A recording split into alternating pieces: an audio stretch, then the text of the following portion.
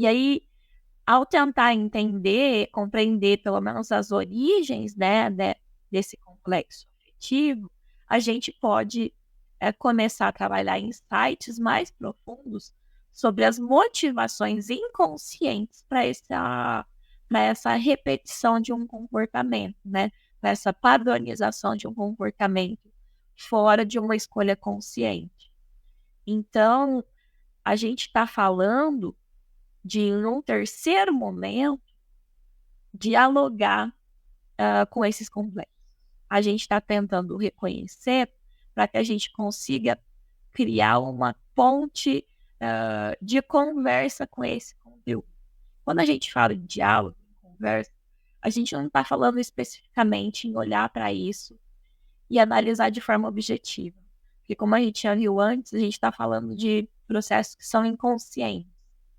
E o máximo que a gente vai ter de diálogo são essas manifestações espontâneas que acontecem no nosso processo. Então, quando a gente está falando do termo diálogo, embora o Jung nunca tenha usado especificamente o termo diálogo, a gente está falando de enfatizar a importância da gente entrar em um relacionamento consciente com os aspectos inconscientes da nossa psique.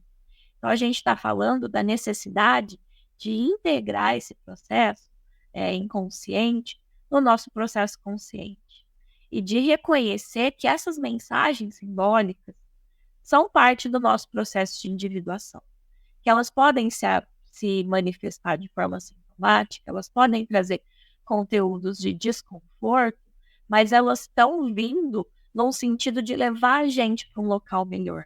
Ela traz um desequilíbrio para que depois um equilíbrio mais saudável possa ser estabelecido.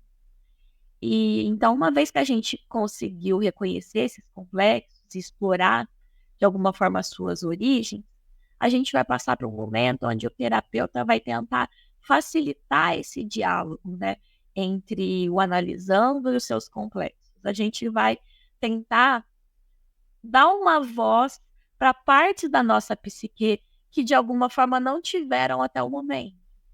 Então, a gente vai permitir que o analisando explore diferentes pontos de vista e do seu próprio processo analítico e que ele entre em contato com a necessidade que cada processo complexo está trazendo como representação. Então, a gente vai olhar para esse conteúdo e tentar se perguntar: o que você está querendo me trazer? Qual é esse conteúdo? Esse conteúdo ele tá se manifestando por qual motivo? Essa integração desse processo à minha consciência e ao meu processo psíquico como algo integrante e não destacado dele, precisa acontecer para me trazer qual tipo de benefício psicológico, né?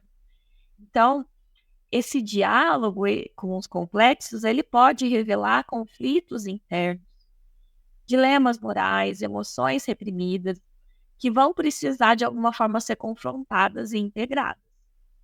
E nessa abordagem, então, a gente vai ajudar esse analisando a reconhecer a validade de cada aspecto que ele tem em si mesmo.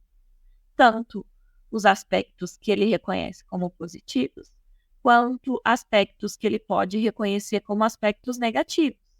E encontrar dentro dessa dualidade do que é bom e do que é ruim, do que é válido, do que é inválido, do que é moralmente aceito ou moralmente repreendido, um equilíbrio saudável, porque de alguma forma a gente não consegue trabalhar algo que a gente finge que não existe.